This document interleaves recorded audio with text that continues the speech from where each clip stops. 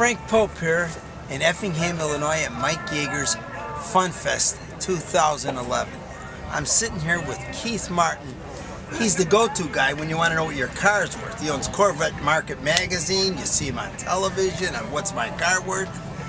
And he's granted me a little interview to visit with him and talk cars. What is the future for the Corvette? Well, there's different futures for different models, right? Because the classic cars, the C1s, the C2s, the cars, the C3s through 73, 74, they just keep going up in value. There are more people who like them all the time, and the number of cars is fixed. They're not going to ever build any more 63 split windows. So you get more people who want them, makes the values go up. With the new cars, they just get more and more and more powerful every year. And it's unbelievable how fast the ZR1 is.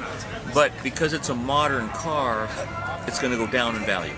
That's going to happen for 15 or 20 years. Almost all cars go down for 20 years after they're built before they start to come back up. So it's a great time to buy a ZR1 that's a year old, with a few thousand miles on it, and save 20 grand and have one of the highest performance cars in the world.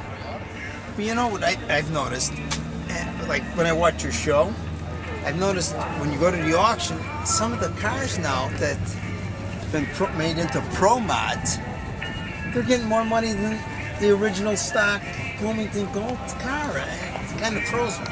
That's not generally true, but what happens when you find a pro mod or a resto mod is that you found a guy, he wants to buy a car, he wants to buy a 55 Chevy that drives like a new Lexus. And so you buy a 55 Chevy, look-alike, but it's got air conditioning and power steering and power windows and a new suspension.